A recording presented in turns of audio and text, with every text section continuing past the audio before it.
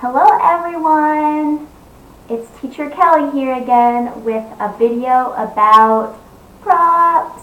I'm just going to go over some simple props that I use. In my last video I showed you my classroom and I talked about my love for flat 2D objects because it's just so easy to tape or post up with a magnet on my board, but I wanted to show you a few more easy prop ideas for your classroom. This video I think would be really good for teachers who do not have children, because if you don't have children, you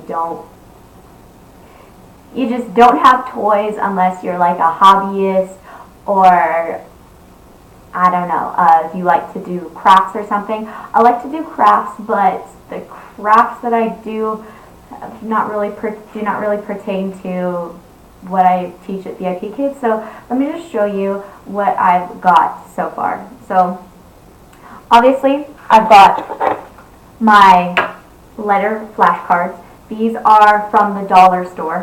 Whoa, Max, excuse me, bud. These are from the dollar store. They're cool because they've got the big letter and the small letter.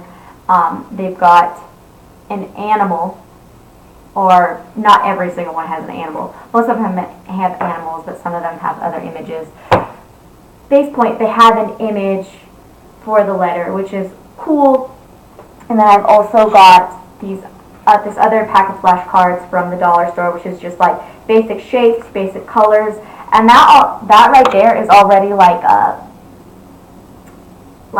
50 cards. 50 cards for $2, and 26 of those cards are double-sided. So that's actually, what is that, 26 plus 26? That's 52 plus however many is in the shapes and color deck. So that's already like a great resource for $2, right? So I talked about this whiteboard in the last video. Honestly, you don't need this big whiteboard. I originally bought this whiteboard so that I can write problem solve when I'm working on programming projects, but it's also really useful for VIP kids, so I mean, it works. But honestly, if you just need something to draw on, just get a dollar store whiteboard. It's okay. Don't get it wet. It'll be a disaster. Some other things that I use, let me bend down and get them for you.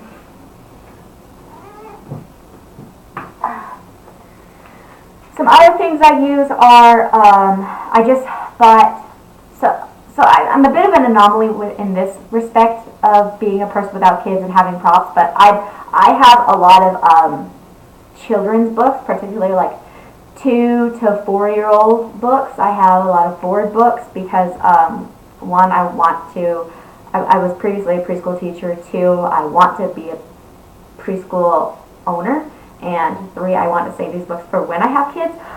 But I just wanted to bring these out and show you because I think that they're a great resource for people who do not have kids. Just, you can go to the thrift store and buy these for $1 or $2.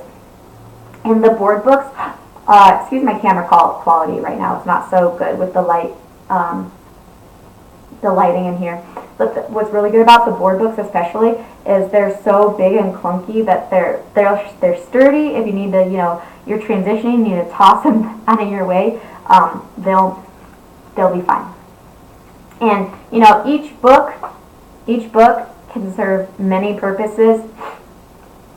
You can just sew one image in a book if you're talking about a particular concept.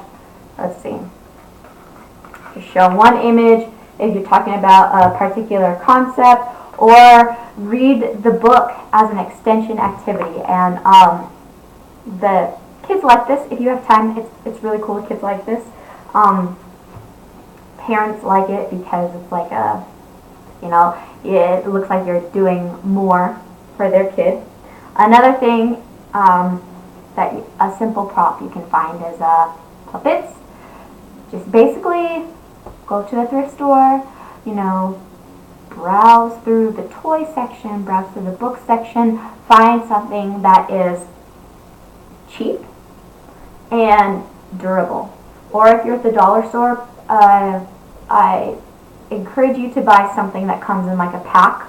So like a pack of cards, so you're not just buying one thing for $1. It just doesn't sit well with me. And then I also just want to show some practical things that you can use. Again, oh, hold on. Again, I bend down because I do not have a desk on this side of me. I just have floor. I only have my desk that has my computer on it, and that's enough for me. Seriously, for props, you could find anything around your house. You know, right now, I do a lot of the pre-VIP kids and trial classes, so the first unit always has to deal with visiting America, and there's always baseball in it.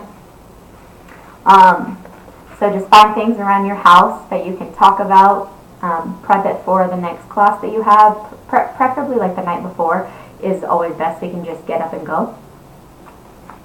And then I just wanted to show you some really simple things that you can make if you didn't feel like going to the dollar store and buying flashcards.